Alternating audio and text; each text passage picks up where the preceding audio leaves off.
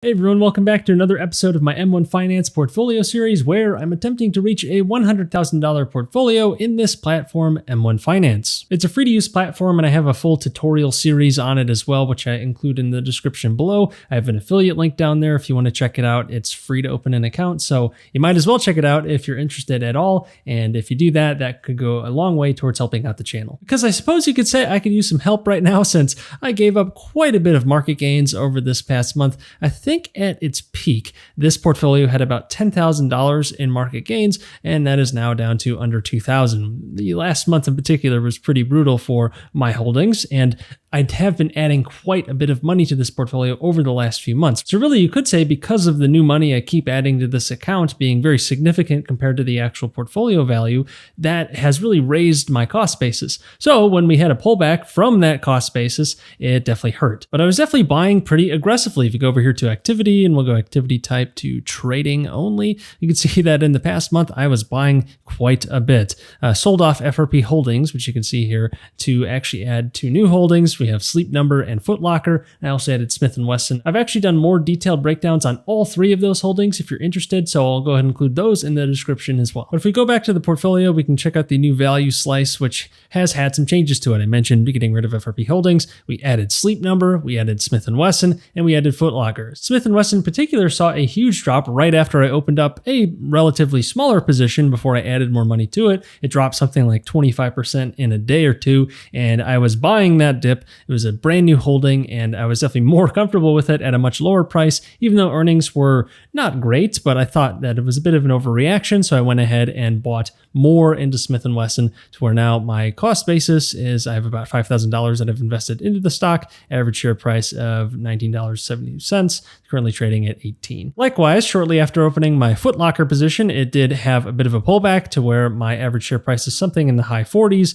and it's right now around $43 per share. And I'd be looking probably to add more to this and really more to all these positions as more money comes in, because I'm trying to remain relatively fully invested, because this portfolio's main purpose is really to be collateral for eventual real estate deals. That is my main focus with investing, and my secondary focus, while still a very important one, is my stock portfolio. I still want to remain fully invested, and real estate deals, at least the way I'm looking for them, don't pop up all the time. Plus you got to have a significant amount of money to actually go forward with the deal. So rather than leave that sitting in cash, I would rather invest in the stock market and then use margin in the short term to cover a down payment, and then have any new money coming into my portfolio go towards that margin to pay it down right away. It's a higher risk approach for sure, but it's one I'm comfortable with. And really, as more money comes into this portfolio, it's a significant portion of this portfolio, since just tomorrow I plan on adding around $2,000 to $3,000 to the portfolio, and that's a significant chunk right there. And I plan on doing that very consistently as I keep making money with my job and through my other investments. And maybe also some income from those affiliate links down in the description below if you want to help me out there. But if you thought I was done pointing out losers for the month, well, let's go and take a look at Alibaba, which I've added quite a bit to, and I swear this thing has been read almost every single day over the last really like 3 months. But anyways, I started buying this stock, I think around $200, and have been buying it pretty consistently as it continues to go down and down and down. I think the lowest stock price I bought at was around $115 per share. Just crazy how much this thing has dropped, given that it's one of the biggest companies in the entire world and one of the most successful relative to many of the other companies out there. And with all of the fear around China, especially the threats of delisting, the obvious regulatory risks with the regime and all this sort of stuff, they're valid risks, don't get me wrong. It depends on how you want to weigh them. I weigh them pretty significantly. That's why I haven't put my entire portfolio into Alibaba, because really, if you just look at the numbers, they look really, really strong. The question is, how much do you want to believe these numbers? If you do believe the numbers, how do you want to discount them compared to the different types of risks that the Chinese market might be facing? As a US investor myself, how do I want to weigh that? And plus, it is a pretty complex business in itself. There are lots of different moving parts, a lot of things to really get to know if you're really trying to have a solid grasp on what Alibaba is doing. Really, this position has been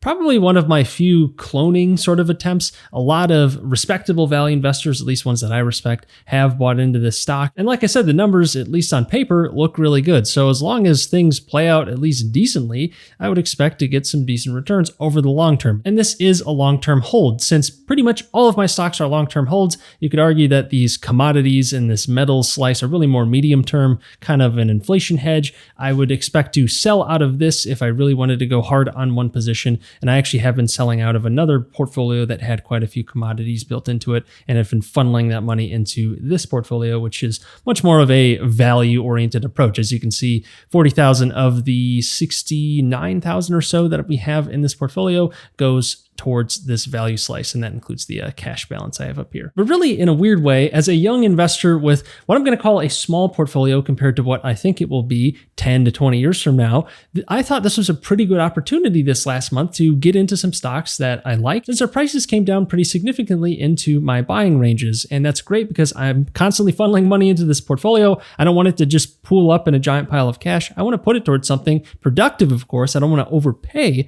but if I can get something that is a pretty good investment, I'll take that over some amazing once-in-a-lifetime sort of investment, because really, I could always sell out of the existing positions if something like that happened, even if I might be going down with the market in the meantime, because there's an opportunity cost to everything. But given my goal of trying to reach early financial independence and this portfolio's overarching goal of being more of a collateral sort of vehicle for real estate, I would rather keep this money invested constantly as much as I can. And to be fair, there are a lot of companies in here that are pretty heavy in cash, Equity Commonwealth being a great example. This REIT almost is entirely cash, with a very small portion of its overall market cap being weighted towards the actual building values that they have in this REIT. And on that same note, my holdings generally don't have a ton of debt relative to their cash flow. So arguably, you could say this is a relatively low-risk portfolio. If you just want to look at it from that very narrow lens of just the amount of debt compared to cash flow, that's something I value a lot. So theoretically, I should be safer than many other types of investors who might invest in highly indebted,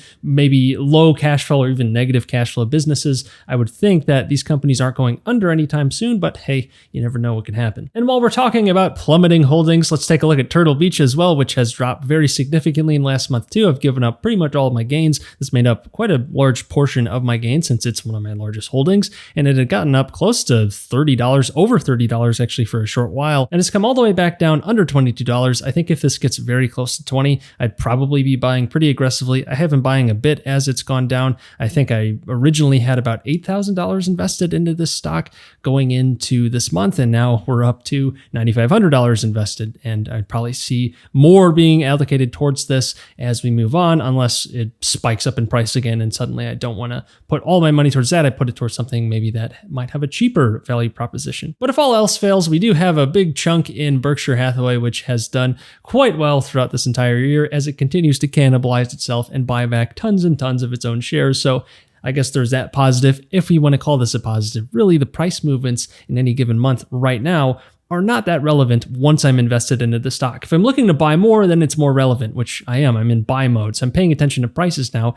as I look to buy, but I'm really not looking to sell anything anytime soon. And that's the main point I want to make for this video. I just showed you a bunch of stocks that got hammered this past month, but I've remained invested. I didn't sell off those holdings. I actually doubled down on a few of them and am looking to add more money to this account and invest even more of it into these holdings that I have higher conviction towards. I'm still looking for other opportunities, of course, both in stocks and in real estate. I am in buy now mode, even with all the fears of inflation, all the fears of whatever going on with the market. All I'm trying to do is find a good deal and go for that good deal. In a frothy market, there just might be less good deals to go around. Now, there might be a lot of bad deals that work out in the short term because of the frothiness of the market, but I am not going to count on that. I'm trying to make higher probability bets for the long term based on my own assessments and my own risk tolerance. That's really what any investor probably should do. You should do your own assessments on whatever you're investing in. If you don't know what you're investing in, you don't know what you're buying, you don't know what you're selling, you don't know what you're going to do when something happens, and you're probably going to be investing on pure emotion, which means you're going to be selling on pure emotion too. And to that, even though I have quite a bit of debt, I'm not over leveraging myself. I have money set aside for reserves, for my real estate deals, for my own life. I have cash coming in. I don't spend a ton relative to my income, and I make sure that I can weather a storm for some time, so I don't need to liquidate my holdings if we run into a terrible bear market or my holdings drop in a big way.